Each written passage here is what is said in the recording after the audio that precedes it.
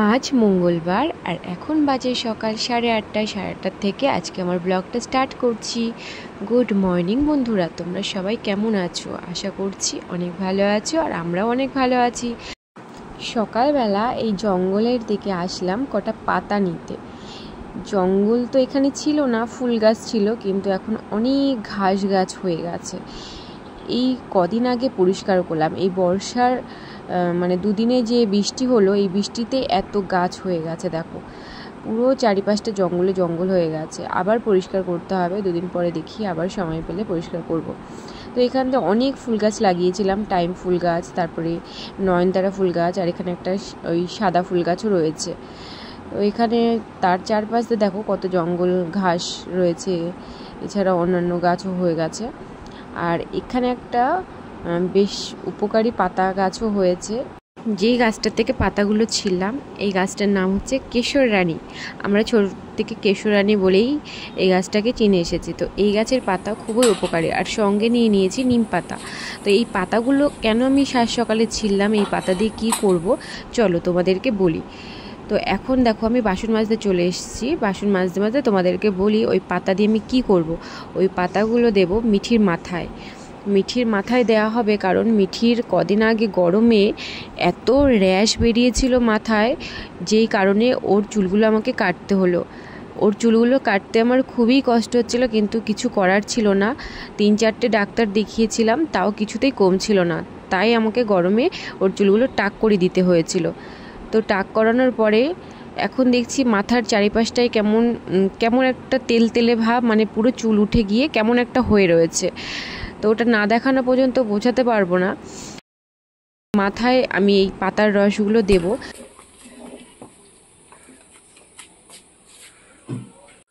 কালি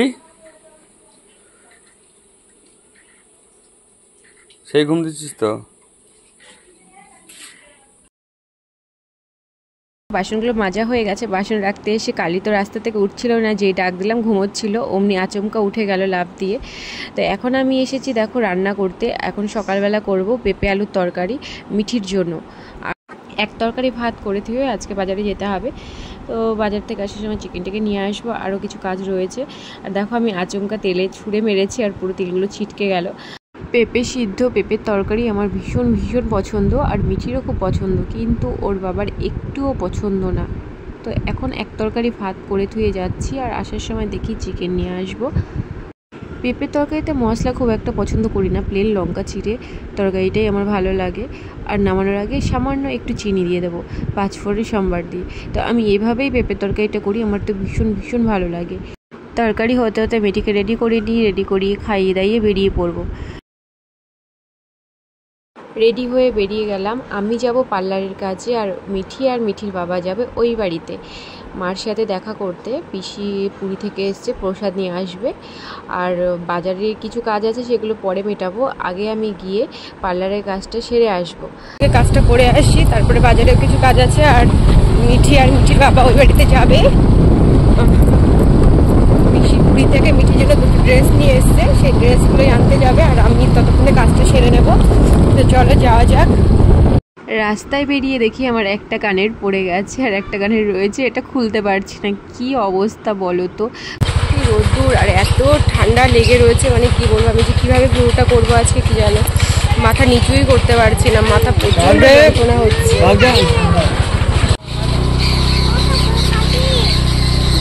ওই মামিদের থেকে লেবু নেওয়া হয়েছিল, তাই লেবুর টাকাটা দিয়ে আমরা আবার এখন বেরিয়ে গেলাম।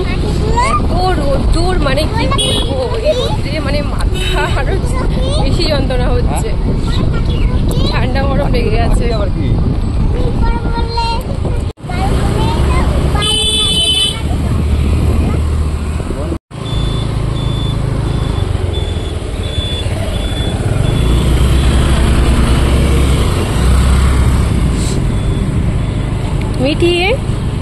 মিঠি যখন বাড়ির থেকে বেরোই তখন এত রোদ্দুর থাকে, আর যখন আমরা মাঝ রাস্তায় আসি তখন প্রায় আকাশটা কালো হয়ে যায়, ভীষণ ভীষণ মেঘ করে।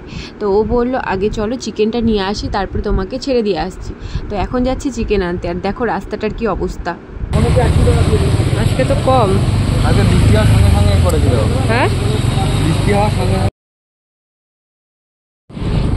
চিকেন কি এখন পাওয়া যাবে বলে মনে হয়? দেখা যাক চলো। কিনা। না না, কেন বলো, আমাকে উত্তর দাও। তুমি কি অন্যায় করেছো আজকে, বলো তুমি কি অন্যায় করেছো? তুমি যে এত অন্যায় কাজ করছো, তোমাকে আমি কি করব বলো, কি শাস্তি দেব তোমাকে আমি? প্রতিদিন কিছু না কিছু অন্যায় করছো, কেন করছো? হ্যাঁ, ধুলো খেলবে? যাও দেখি তোমার সাহস কি করে হয় ধুলো খেলার। তোমার গায়ে দুধটা দিয়ে দে, বাবার গায়ে দেবো, তারপরে এই গাড়িতে দেবো ধুলো। ওদিকে দাঁড়াতে বলেছি কিন্তু রাস্তায় গাড়ি যাচ্ছে, আসো ওখানে ওঠো, ওখানে ওঠো, ওখানে ওঠো, ওই যে পেছনে পিছিয়ে যাও, ওঠো। হ্যাঁ উঠে দাঁড়াও, উঠে দাঁড়াও, এখানে এখানে এখানে এখানে এখানেই দাঁড়াও। এবার বলো বলো, দেখি দেখি। আচ্ছা ধরবো না, দেখি। হ্যাঁ বল, কি হয়েছে, কি করেছিস, কি কারণে ওটা হয়েছে বল। হ্যাঁ ওরকম করে খেয়ে খেয়ে তারপরে জ্বলছে, তাই তো? হ্যাঁ, আর খাবি? তাহলে তো জ্বালা করবেই, খেলে তো জ্বালা করবেই, বল। তোমাকে আমি বলেছি তুমি নখ খাবে না, তুমি কেন নখ খেয়েছো? তাহলে তুমি নখ খেয়েছো, আমি বন্ধুদেরকে দেখাবো না? হ্যাঁ দেখাবো না আমি? কি হয়েছে বলো বলো।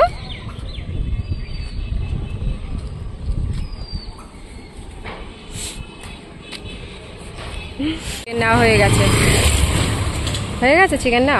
কার কার জন্য নিয়েছে বলো? হ্যাঁ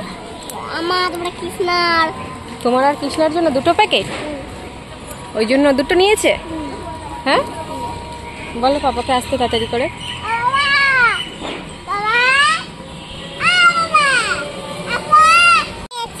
কি তোমার লক্ষ্মী সোনা বাবা?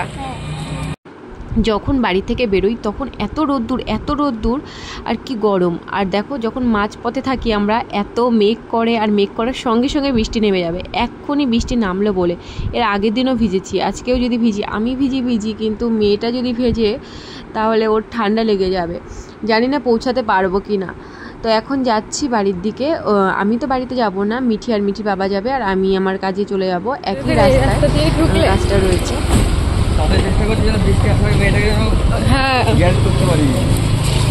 গ্যারেজ, এই রাস্তা দিয়ে তো দেরি হচ্ছে, ওই জন্য ওই রাস্তা দিয়ে গেলে ভালো হতো গো। দেখো কি খাওয়া জায়গায় জায়গায় গর্ত। বৃষ্টি শুরু হয়ে গেছে দেখো, আর ও মিঠিকে নিয়ে পৌঁছানোর আগে খুব বৃষ্টি হবে, খুব জোরে বৃষ্টি হবে, আর মিঠি ভিজেও যাবে। তা আমি যাচ্ছি আমার সঙ্গে কাকিমা বাড়িতে নিয়ে। ওকে নিয়ে কাজ করাটা খুব মুশকিল হয়ে যাবে, ও এত বকবক করবে না, একটুও কাজ করতে দেবে না। ওই কাকিমা ওর সাথে খুব খুব গল্প করে। আমার কাজ শেষ হয়ে গেছে আর বৃষ্টিও থামলো, দেখো আবার রোদ্দুর উঠে গেছে। মনেই হচ্ছে না যে এত বৃষ্টি হলো, একটু আগে এত বৃষ্টি হয়েছে, এত বৃষ্টি হয়েছে।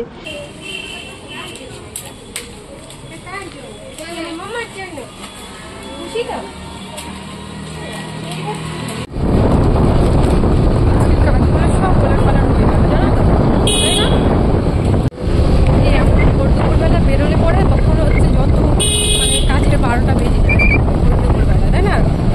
রান্না করতে করতে হাফ রান্না ফেলে চলে আসতে হবে। শোনা বাবা কোথায় গেছে? সবজি আনতে। কার জন্য? জেম্মার জন্য। এখন যাব বাড়ির দিকে, চলো ভিডিওটা এখানে শেষ করছি, টাটা।